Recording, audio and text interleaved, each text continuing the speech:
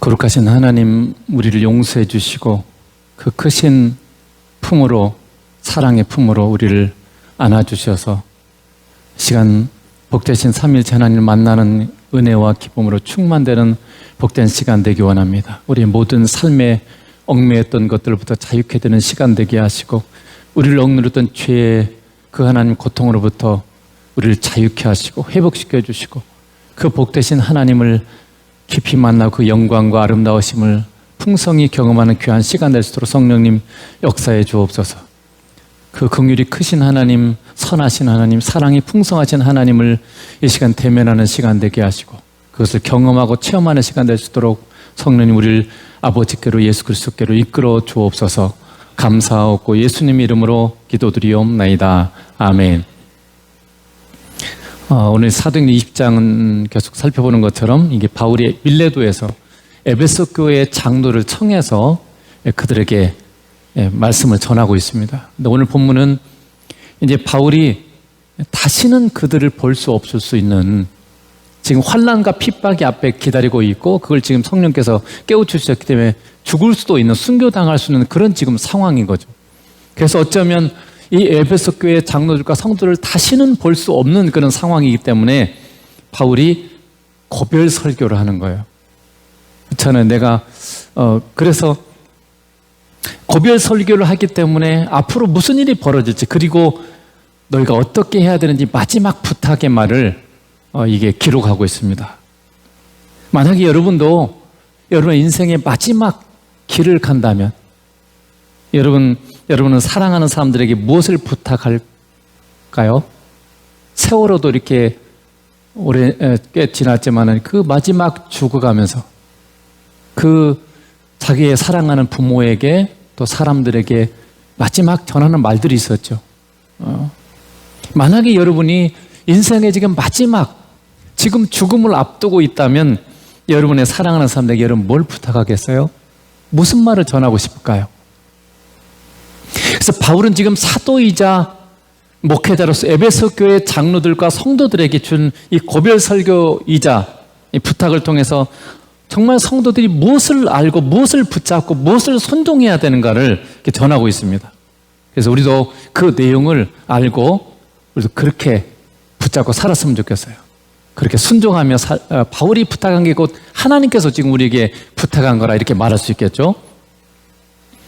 그래서 지금 우리는 누구나 아는 것처럼 마지막 시대, 우리 주님 오실 때가 굉장히 가까워진 그런 시대를 여러분이 살아가고 있습니다. 심지어 안 믿는 사람들도 지금 말세다, 정말 11시 59분 12시면 주님 오신데 11시 59분에 해당하는 지금 그런 시대를 우리는 살아가고 있습니다. 그래서 정말 하나님께서 바울을 통해서 우리에게 주신 이 말씀을 여러분이 받고 이 말씀대로 여러분의 삶을 살고 있는지, 또 그렇게 살아가기로 다짐하고 그렇게 되는 그런 시간이 되길 축복합니다. 첫째는 여러분 자신을 잘 살펴봐야 돼요. 오늘 20장 28절에 보면 우리말 성경보다 킹제임스 버전이 좀 더 정확하기 때문에 제가 이렇게 킹제임스 버전을 했어요.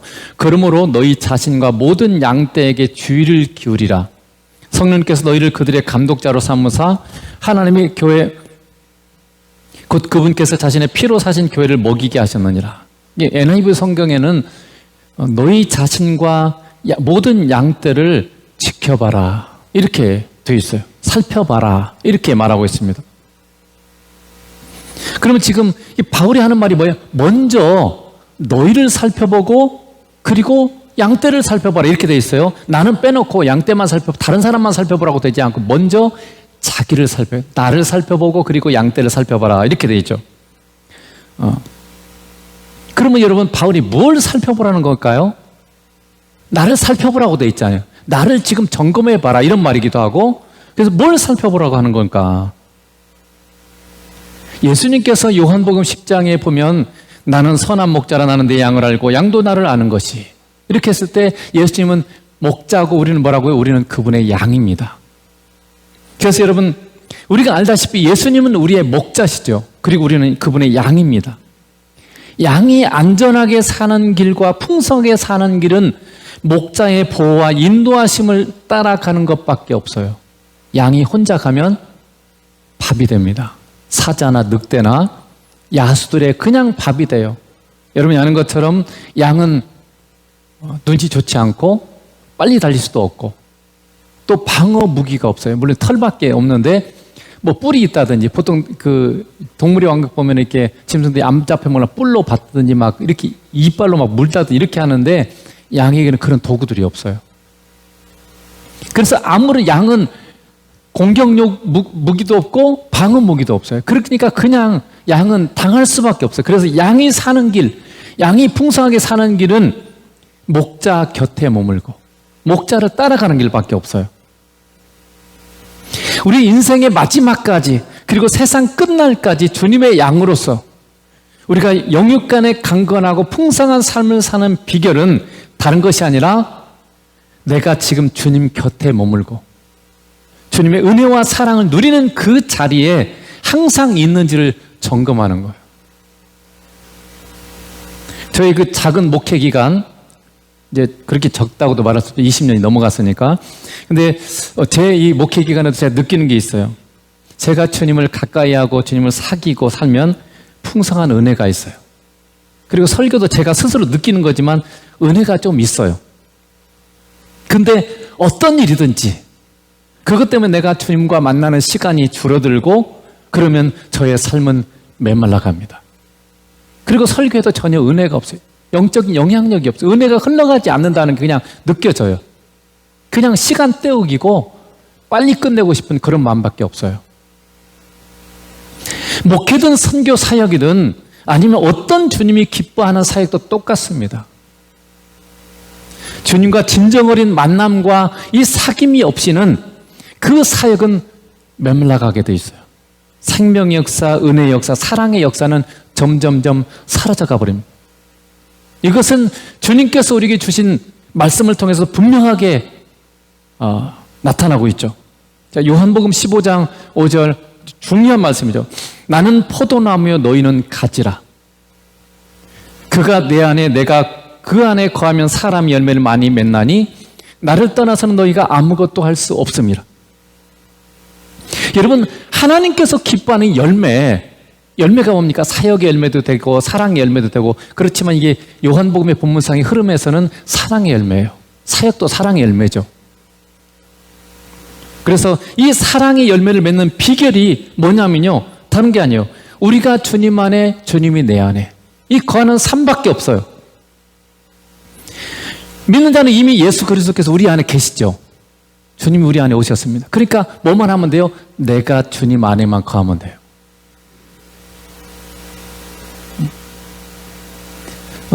거한다는 말이 무슨 뜻일까요?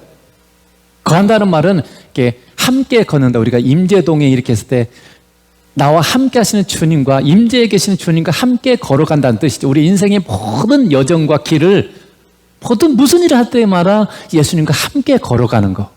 그냥 함께 걷는 게 그냥 옆에 그냥 지나고 아무 상관 안 하지 않고 이런 게 아니죠. 같이 나누고 대화하고 이러면서 이 인생의 길을 걷는 걸 임재동행이라고 그러죠. 그래서 거한다는 말은 함께 걷는다, 그런 뜻도 되고, 또 하나는 함께 산다. 거한다는 말이 동거예요, 동거. 함께 같은 공간에서 함께 살아가는 거예요. 그리고 사랑하며 같이 함께 하는 거, 이걸 지금 거한다, 이렇게 성경이 지금 얘기하고 있는 거죠.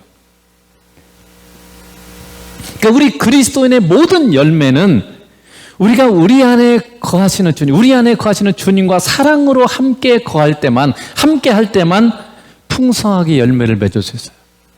여러분이 그토록 원하는, 나는 왜 용서가 안 되지? 왜 나는 내 가족마저 사랑이 안 되지? 나는 왜 이렇게 전도를 잘 못하지? 이 모든 것들이 다 하나예요. 내 안에 계신 주님과의 내 사귐이 깊어지고 친밀해지고, 이게 함께하는 이게 풍성해질 때만 이것이 가능하다는 거죠. 왜요? 주님께서 말씀하셨죠. 너희가 나를 떠나서는, 나와 떨어져서는, 이 말이에요. 내 안에 계신 예수님과 동행하지 않고는 너희가 뭐예요? 아무것도 할 수 없습니다. 아무것도 할 수 없다고 주님 그렇게 선포해 주시고, 진리죠. 내가 주님을 떠나서는, 주님과 함께하지 않고는 우리는 아무것도 할 수 없어요. 이 아무것도 할 수 없다는 말은 그냥 아무것도 안 한다 그 말이 아니죠. 뭔가 하긴 하는데 그건 다 육신의 것이라는 거죠.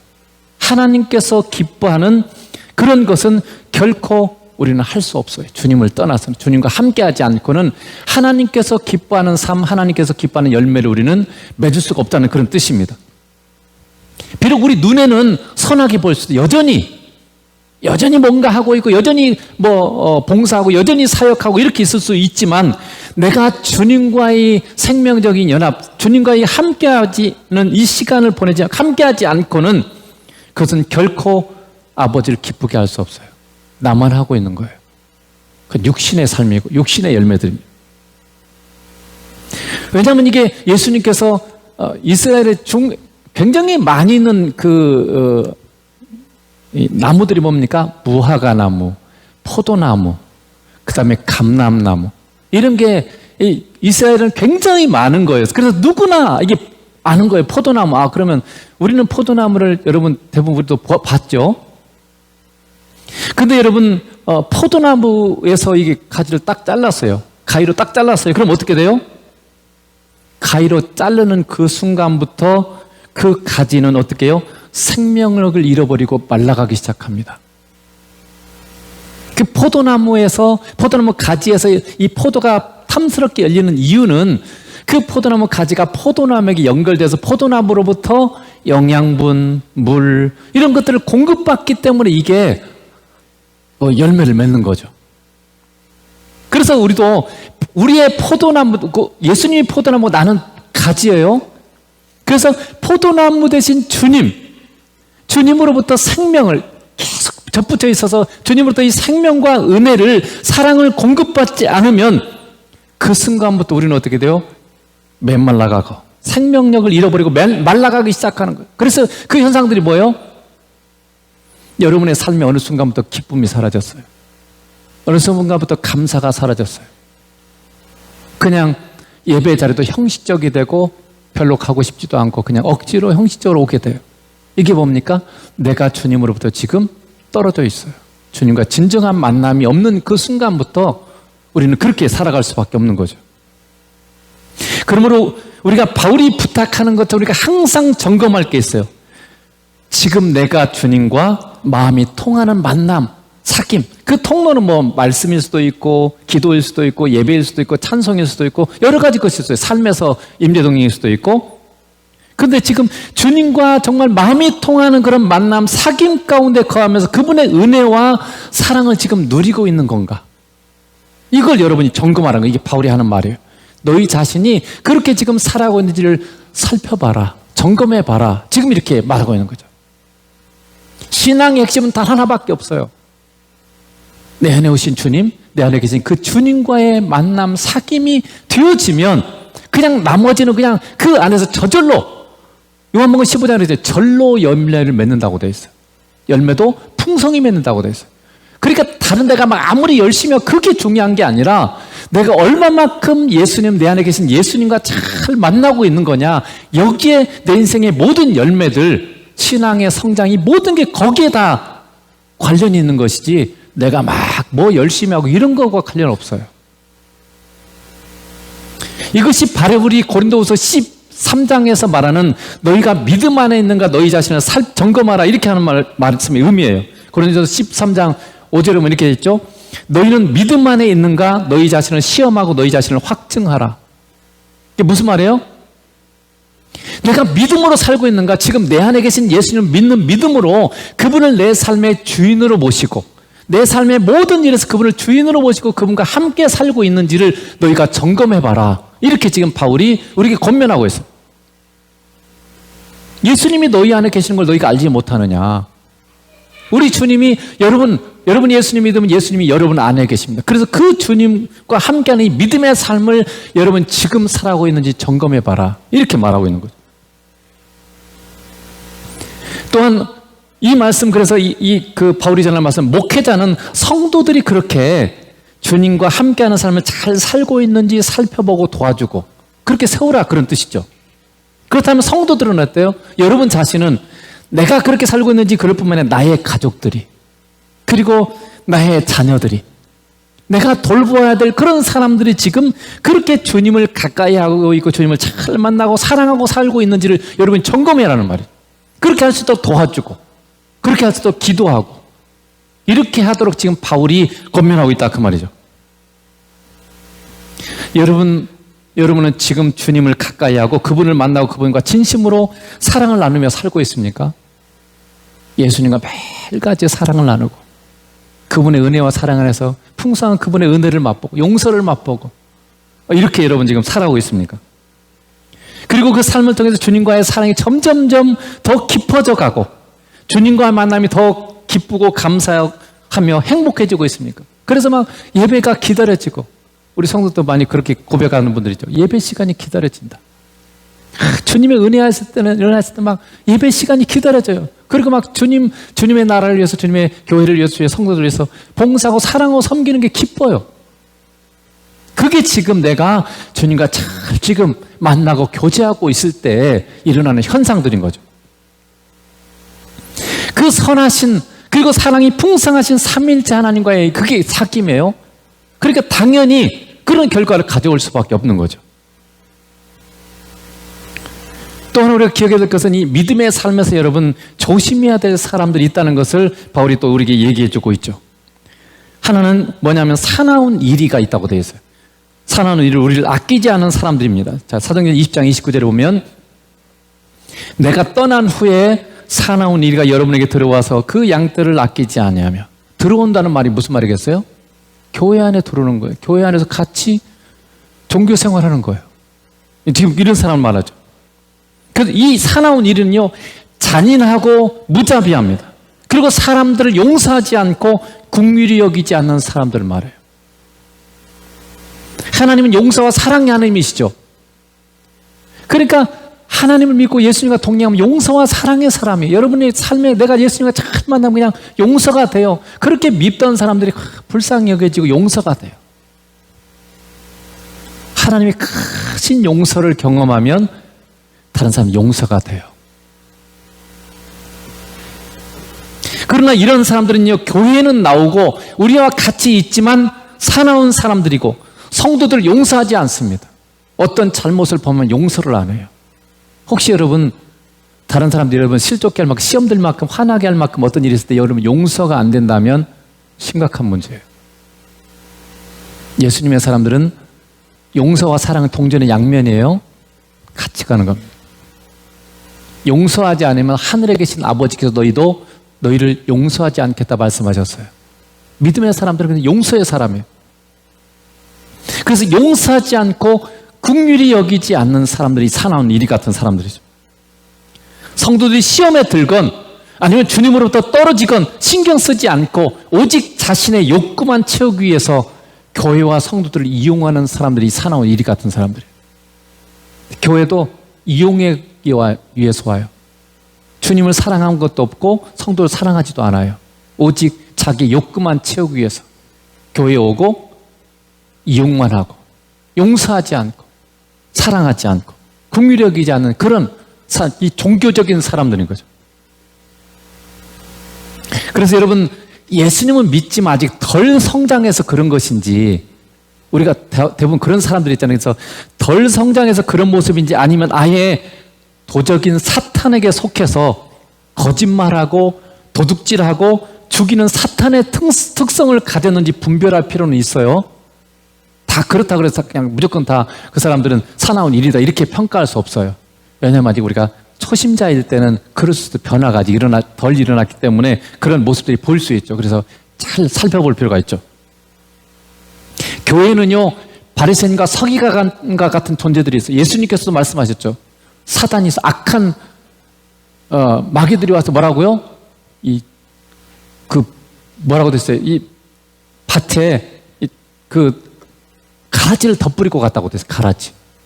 그러니까 교회 안에 있는데 지금 가라지 같은 그런 존재들이 있는 거예요. 진짜는 구원받지 못한 바리새인같이 그런 종교 생활을 하고 예수님을 사랑하지 않아요. 예수님 만나고 싶은 마음도 없어요. 그냥 교회만 왔다 갔다 하면서 이렇게 하는 그런 종교적인 그런 모습의 사람들이 있다는 거죠. 이런 사람들은요 주님을 사랑하지도 않고 교회를 사랑하지도 않아요. 성도들을 사랑하지 않습니다. 오직 자신의 주장 그리고 자신의 욕구만을 가장 중요하게 여기는 사람들이 바로 이런 사람들일 가능성이 높죠. 그래서 여러분 이런 사람들에게 여러분이 끌려다니고 그런 사람들의 말을 듣고 따라가지 않도록 조심해야 돼요. 여러분 은혜 아래 있지 않으면 잘못하면 그런 말이 넘어가요. 교회를 욕하고 교회의 문제점을 자꾸 드러내고 자기 자신을 스스로 욕하는 거죠. 우리가 다 교회잖아요. 예수 믿는 사람 한 몸이죠. 교회를 욕하는 것은 나를 욕하는 거예요. 나는 교회 아닙니까? 내 몸이에요. 예수 믿는 사람 예수님을 머리로 하고 우리 모든 예수 믿는 사람 한 몸이에요. 그런데 교회를 막 여러분도 잘 모르기 때문에 그렇게 하는 수가 있어요. 교회를 욕하는 사람들이 참 많습니다. 그러면 안 됩니다. 여러분 교회 아니에요? 나도 그분의 몸이고 나도 교회예요. 그런 모습을 볼 때 여러분이 눈물로 기도해야 돼요. 내가 잘못 살고 있구나. 내가 잘못 사는 거죠. 그들이 잘못 사는 게 우리가 같은 예수 믿는 사람이라면 그게 나잖아요. 내가 잘못 살고 내가 기도하지 않고 내가 제대로 살지 못했기 때문에 지금 이 교회가 이렇게 제대로 살지 못해서 욕을 먹고 있구나. 그래서 여러분이 기도하고 통곡하고 눈물로 회개하고 하나님의 용서를 빌어야 되는데 같이 욕하고 있어요. 내 얼굴에 침 뱉게 하고 나를 욕하는 그런 어리석은 삶을 여러분 살기가 쉽습니다. 그래서 이 하나님의 말씀을 통해서 정말 여러분이 깨달아야 할 것은 우리는 한 몸이에요. 나는 분리된 존재가 아닙니다. 나도 교회고 주님의 몸이에요. 그래서 그런 사람들을 따라서 여러분이 자꾸 교회의 흠을 잡고, 여러분 신천지가 이 교회를 유혹할 때, 사람들 유혹할 때 하는 게 뭐예요? 교회의 흠, 교회의 문제점 딱 지적해 오죠. 그게 맞아요. 사실 그런 문제가 없는 게 아니에요. 다 있어요, 교회마다. 근데 그걸 흠을 타고 그걸 해서 마치 자신들은 완전하고 아주 자신들은 괜찮은 사람이고 교회만 문제 있는 것처럼 이렇게 얘기를 하죠. 사실은 자기들이 전혀 완전하지 않아요. 이 사람들은 사나운 일이에요. 빼가기 위해서 거짓말하고 도둑질하는 사람들이죠. 그럼에도 불구하고 이 양의 탈을 쓴 늑대처럼 그렇게 선한 것처럼 자신들은 완전하고 자신들은 굉장히 사랑이 풍성하고 온전한 사람인 것처럼 그렇게 말하죠. 여러분도 교회를 욕하면 그런 마음을 갖고 있는 거예요. 나는 의롭고 나는 괜찮은데 다른 사람만 문제다. 이런 의식을 갖기 때문에 그렇게 우리가 비판하고 정죄하는 거죠. 그러나 이 세상에는 완전한 사람 아무도 없어요. 더군다나 교회는 하나의 몸이고 우리가 한 몸이라는 걸 여러분이 기억하면 절대로 여러분 교회를 욕하지 말고 성숙한 사람일수록 교회의 어떤 문제들이 보이면 많이 눈물로 기도해야 돼요. 내 교회가 내 가정, 여러분 가정에서 막 형제들끼리 싸우는데 부모가 막 욕하고 막 동네방네 소문내고 그렇습니까? 마음 아파하면서 어떻게든 이 가정이 화목하기 위해서 얼마나 애를 씁니까? 똑같잖아요. 우리가 하나님의 가족이고 한 몸이라면 그런 문제가 생겨서 많이 기도하고 눈물로 기도하고 하나님의 은혜를 구해야 되잖아요. 그런데 이상하게 교회들이 문제 있을 때마다 서로 헐뜯고 비웃고 이렇게 서로 나만 잘나고 나만 잘하고 상대는 잘못했다 이렇게 하는 일들이 너무너무 많아요. 너무 이 하나님의 말씀을 모르고 하나님의 의중을 헤아리지 못하기 때문에 나타나는 현상들이란 거죠. 두 번째는 자기를 따르게 하는 사람들입니다. 자, 사도행전 20장 30절에 이렇게 했죠. 또한 여러분 중에서도 제자를 끌어 자기를 따르게 하려고 어그러진 말을 하는 사람들이 일어날 줄 내가 아노라. 여러분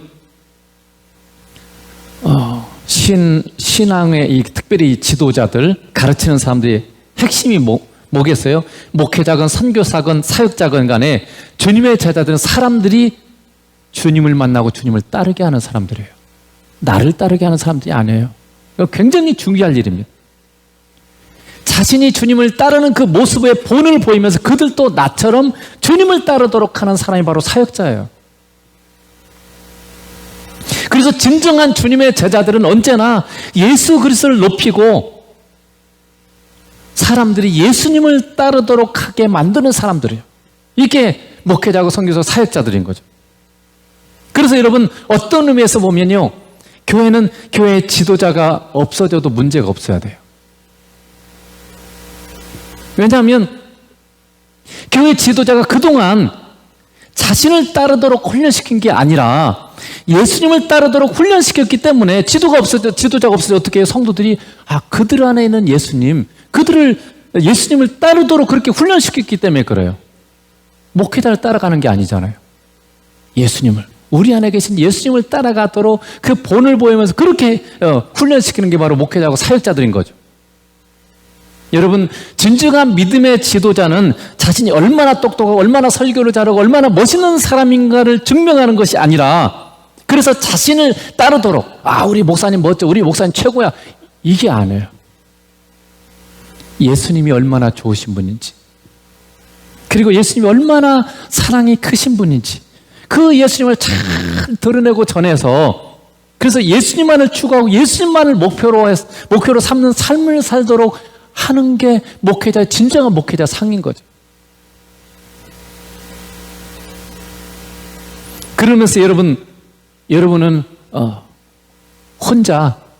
여러분이 지금 혼자 아무도 없는 곳에, 아무도 예수 믿는 사람 없고 다 불신자밖에 없는 그런 곳에 여러분 혼자 떨어져도 여러분 안에 계신 예수님을 어디서든지 만나고 그분을 사랑하고 그분을 따라가는 삶을 살 준비가 되어 있습니까? 저는 여러분에게 항상 제가 강조하고 말씀드린 게 있죠. 우리는 성장해야 돼요. 그리고 어느 순간 주님께서 나를 정말 홀로 어두운 곳에 떼어놨던, 아니면 부부간에 가정만 한 곳에, 어느 정말 안 믿는 곳에 따로 떼어놓았을 때, 그때도 나는 여전히 내 안에 계신 주님을 만나고 사랑하고, 그리고 예수님이 복음이심을 말과 삶으로 증거하는 그런 사람으로 나는 설 수 있는 건가? 제가 그래서 우리 자녀들한테도 항상 하는 얘기가 있어요. 우리 자녀들이 내 가까이 있으니까 이렇게 교회 나오고 하는데, 만약에 이 아이들이 결혼해서 정말 멀리 따로 떨어져 살면 그때도 믿음 생활 잘할까? 여러분과 함께 있는 이 자녀가 여러분 없는 곳에 따로 혼자 떨어져 살 때 그 자녀들이 정말 예수님 잘 믿을까요? 잘할 수 없어요. 근데 우리의 자녀들이, 또 우리 성도들이 그런 사람으로 설 수 있도록 그 훈련을 시키고, 그렇게 우리가 안내하고, 그게 바로 사역자가 목회자라는 거죠. 그걸 지금 바울이 우리에게 얘기해주고 있다는 거예요. 나를 따르는 사람이 아니라 예수님을 따르도록, 그 안에 믿는 사람 안에는, 그들 안에 있는 예수님, 그분을 사랑하고 그분을 따라가는 삶이 될 수 있도록 많이 여러분이 기도해주고 많이 안내하고 가르치고 훈련하고, 여러분 자신도 내가 어디에 있든지 간에 예수님을 사랑하고 예수님만 따라가는 그런 사람으로 서기를 주님으로 축복합니다. 두 번째는 바울이 주와 그 은혜의 말씀에 의탁한다고 되어 있어요. 자, 20장 32절에 보면, 지금 내가 여러분을 주와 및 그 은혜의 말씀에게 부탁하노니 그 말씀이 여러분을 능히 든든히 세우사 거룩하게 하심을 입은 모든 자 가운데서 기업이 있게 하시리라. 그러니까 바울이 지금 자신이 이제 떠나가고 나면 누구한테 이 성도들을 맡길 것인가? 그랬을 때 바울은 지금 주님과 그 주님의 은혜의 말씀에게 위탁한다, 이렇게 말씀하고 있어요. 그러니까 주님과 주님의 말씀에게 에베소 교회 성도들을 위임하고 부탁한다는 그런 뜻이에요. 그러니까 바울이 없을 때 에베소 교회 성도들이 정말 신앙에 성장하고 천국에 상급 있는 자로 그렇게 설 수 있는 길은요, 주님과 그 은혜의 말씀밖에 없어요. 그건 사실은 바울이 있을 때는 없을 때는 사실 똑같은 거죠. 우리를 자라게 하시는 분, 그분은 삼위일체 하나님이시고 그분이 주시는 은혜의 말씀밖에 없다는 거죠. 이 은혜의 말씀은 성경을 통해서 주어지는 것일 수 있어요. 그래서 성경을 여러분 많이 읽어야 됩니다. 말씀과 기도로 거룩해지느냐, 성경을 여러분이 매일같이 읽어야 됩니다. 많이 읽을수록 좋아요. 그리고 그분이 기도나 찬송이나 삶에서 주는 그런 말씀일 수도 있어요. 깨달음의 말씀. 성경도 어느 순간 깨달음의 말씀으로 내게 오죠. 찬송하는데 이 깨달음이 오고 감동이 오고 밀려오고 뭔가 이런 것들이 이 은혜의 말씀이 그게 나를 성장하게 만든다는 거죠. 그래서 우리가 믿음이 자라가고 우리가 성장하고 거룩해지는 길은요, 말씀과 기도라는 통로를 통해서 하나님을 만나고 경험하는 거예요. 그래서 베드로는 이렇게 말하죠. 베드로서 후서 1장 2절에 보면, 하나님과 우리 주 예수를 알므로 은혜와 평강이 너에게 더욱 많을지어다. 여러분, 어떻게 하면 우리에게 주님의 은혜와 평강이 더 흘러넘치는가, 더 많아지는가 했을 때 베드로는 뭐라고 말해요? 하나님과 우리 주 예수를 알므로라고 되어 있어요. 알므로. 여러분, 성경이 말하는 안다는 뜻은 그냥 단순히 정보로서 안다는 게 아니죠. 항상 뭐예요? 삶으로 안다. 부부간에 오랜 시간 함께 몸을 맞부딪히고 함께 살면서 경험하게 되는 그 알을 말하는 거예요. 그러니까 우리가 주님과 함께 삶에서 함께 걷고 만나고 경험하면서 알아간 하나님, 그걸 말하고 있는 거죠. 우리의 삶에서 성경이 말씀하는 그대로 살아계시고 우리와 함께 하시면서 우리의 삶의 세밀한 부분까지 간섭하시고 역사하신 그 하나님을 더 많이 경험하고 여러분 알수록 우리의 삶에 하나님의 은혜와 평강이 더 많아지는 거예요. 그래서 여러분이 알아가려면 어떻게 해요? 사람 사이도 알아가려면 책만 읽으면 돼요? 그 사람에 대한 전기만 읽으면 알아가는 거예요? 호적 보고 아니면 주민등록 등본 이런 거 보고 그 사람에서 몇 년생이네? 이거 안다고 아는 거예요? 아니잖아요. 같이 만나고 부딪히고 함께 동행하고 함께 뭔가 같이 이렇게 살아보면 그 사람이 이런 사람이구나. 심지어는 그렇게 20년, 30년 부부간에 같이 살아도 아직도 잘 모르잖아요. 그렇지 않던가요? 저도 아직 저 집사람 다 몰라요.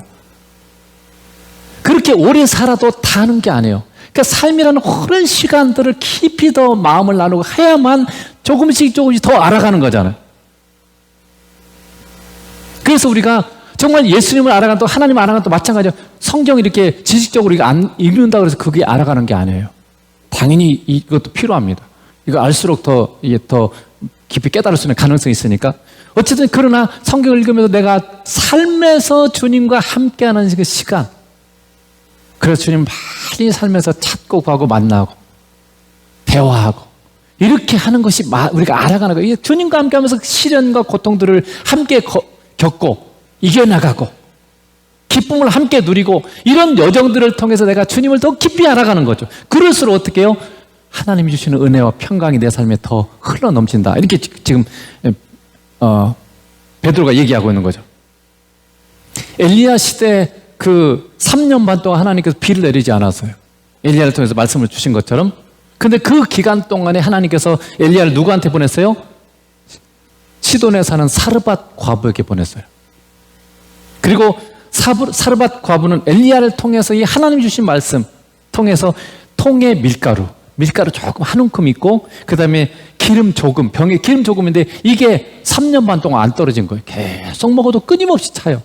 이건 놀라운 기적을 경험했죠. 그래서 엘리야가 전하는 하나님이 하나님이구나 이걸 이제 어린이도 알았어요.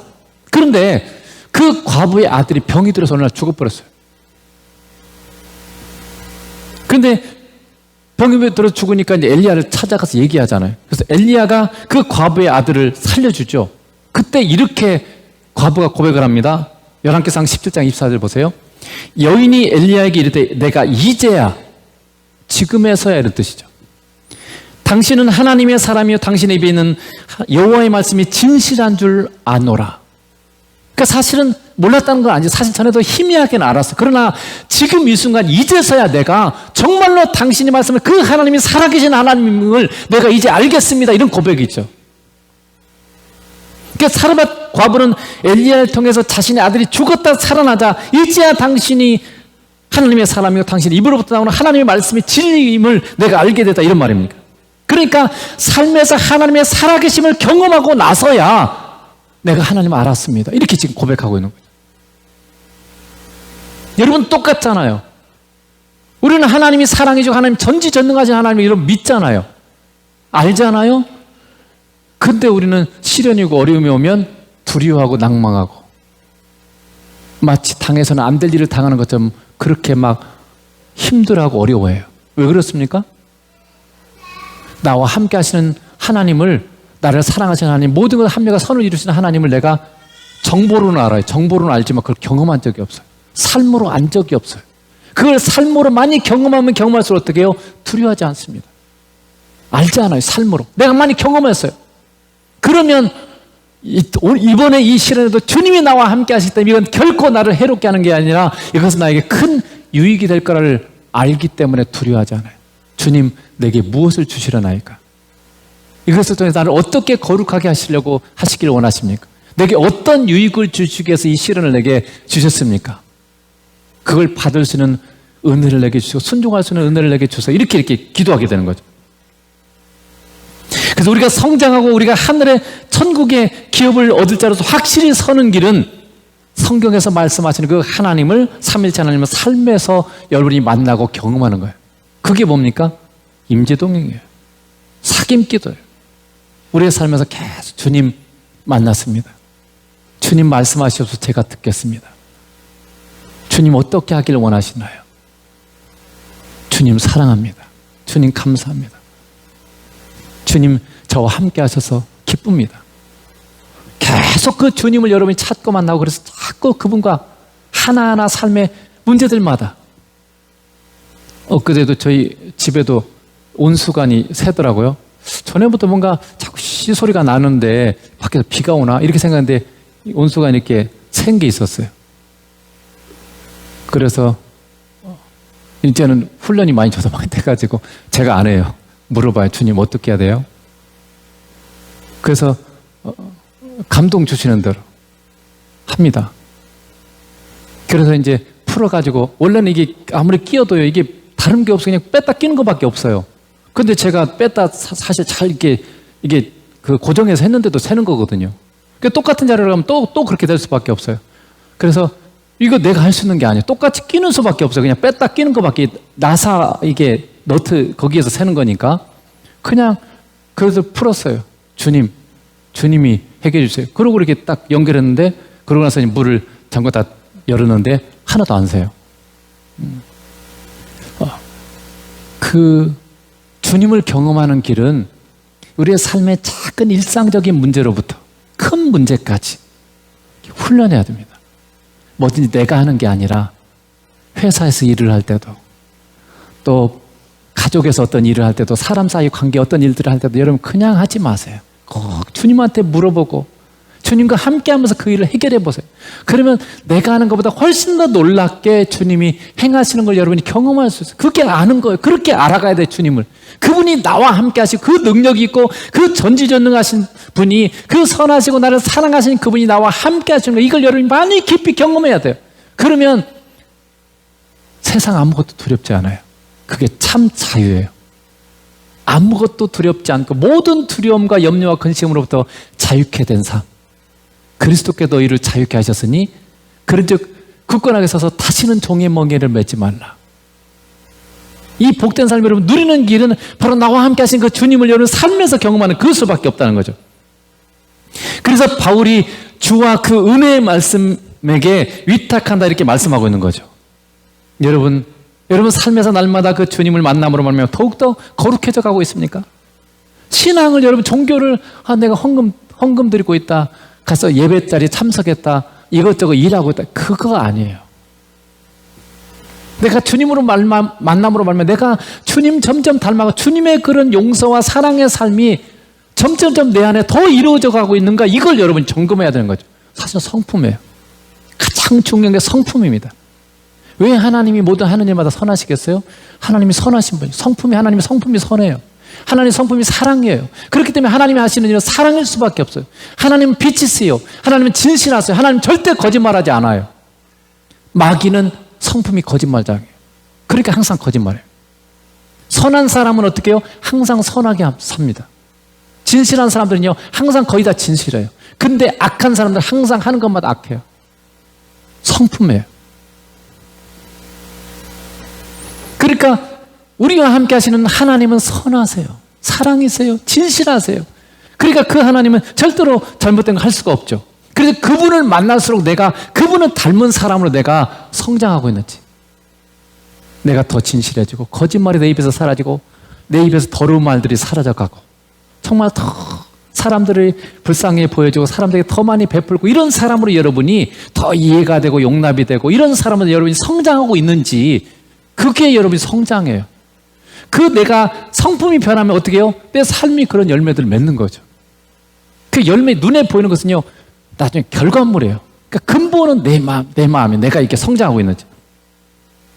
그래서 주님과 함께하는 이 삶을 사는 사람들은 하늘에 속한 사람들처럼 여러분의 보물을 이 땅이 아니라 하늘에 지금 쌓고 있습니까? 주와 그분의 은혜의 말씀을 경험하며 사는 자는요 그렇게 살아가는 거죠. 마지막으로 세 번째는 사랑으로 주는 삶을 살라 이렇게 되죠. 20장 35절에 간단하게 살펴보겠습니다. 범사에 여러분에게 모본을 보여준 것과 같이 수고하여 약한 사람을 돕고 또 주 예수께서 친히 말씀하신 바 주는 것이 받는 것보다 복이 있다 하심을 기억하여야 할지니라. 예수님이 이렇게 말씀하셨어요. 주는 것이 받는 것보다 복이 있다. 그래서 바울은요, 마지막으로 부탁하는 게 뭐냐면 많이 주라예요. 많이 베풀어라. 이렇게 사랑으로 많이 베풀어라 이렇게 하는 거죠. 왜냐하면 받는 것보다 주는 자가 복이 있기 때문에 그렇게 주님이 친히 말씀하셨다는 거죠. 그래서 여러분 우리가 기억해야 될 것은 바울이 그렇게 한 것처럼 우리가 스스로 수고해서 얻은 재물, 내가 일하고 노력해서 얻은 이 재물을 어떻게 해요? 약한 사람들 돕는 것이 복이 있습니다. 여러분이 내가 수고했으니까 다 내 거, 나만 누리면 복이 없어요. 분명하게 제가 말합니다. 여러분이 수고한 건 맞아요. 물론 대부분 하나님이 건강도 주시고 다 재능도 주시지만 여러분의 수고도 거기에 보태져 있죠. 근데 그 수고로 통해서 여러분 얻은 것을 여러분만 누리면 여러분 복이 없습니다. 그걸 어떻게 하라고요? 약하고 어려운 자들을, 연약한 자들에게 베풀면 그게 복이 있다. 예수님이 그렇게 말씀하고 있어요. 여러분, 받는 사람은요, 내가 이렇게 해서 이렇게 도와줘도 받는 사람은 어떻게 해요? 땅의 것을 받습니다. 눈으로 보이는 세계는 땅의 것을 받는 거예요.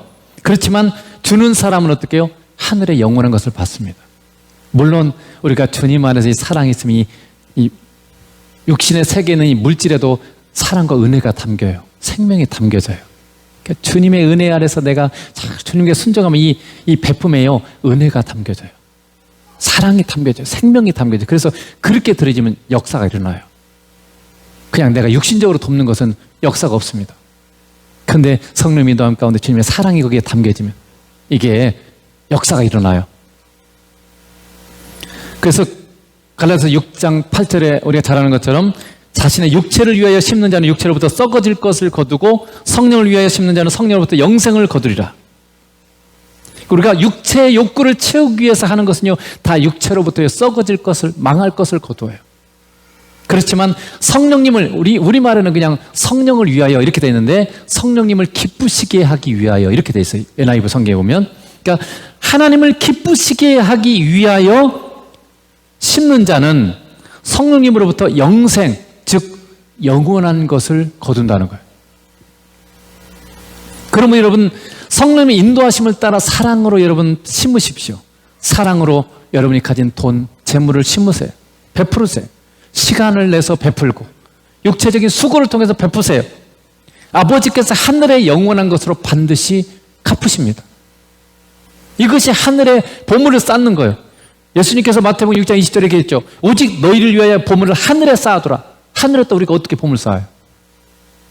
정말 내가 영원히 간직할 재물, 이 땅에서 여러분 돈 많이 모아가지고 집 사잖아요. 보물이에요, 그게. 그렇게 해서 땅은 뭐 예금을 하든 보험을 들든 그렇게 해서 이렇게 지금 재물을 쌓는 거잖아요. 근데 여러분 하늘에다는 어떻게 쌓아요? 하늘에 올라갈 수도 없는데.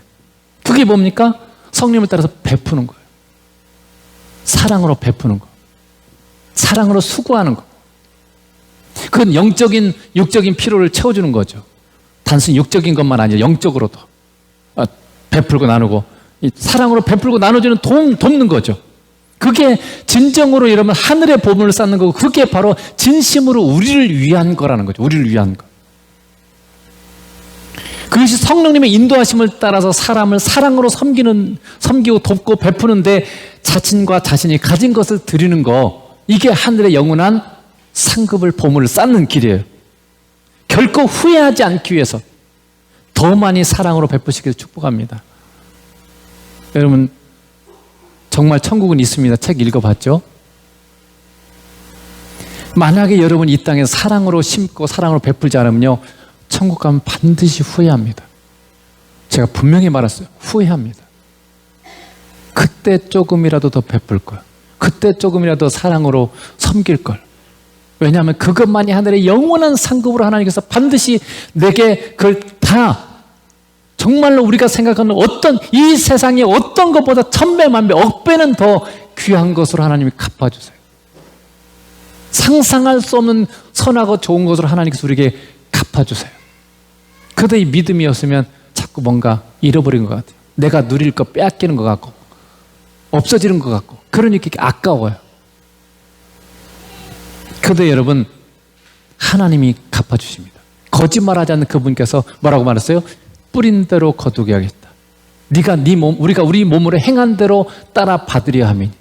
반드시 여러분이 삶에서 그걸 베풀고 나눈 것, 그것을 반드시 하나님께서 갚아준다고 말씀하셨어요. 그래서 우리의 중심을 보시는 하나님께서, 하나님이 반드시 뿌린 대로 거두게 하시겠다고 말씀하셨으니까 이 땅에 살아있을 때, 기회 있을 때 조금이라도 내가 베풀 수 있는 물질이 있고 건강이 있고 시간이 있다면 여러분 꼭 주님의 사랑으로 베풀고 나누시길 주님으로 축복합니다. 기도하겠습니다.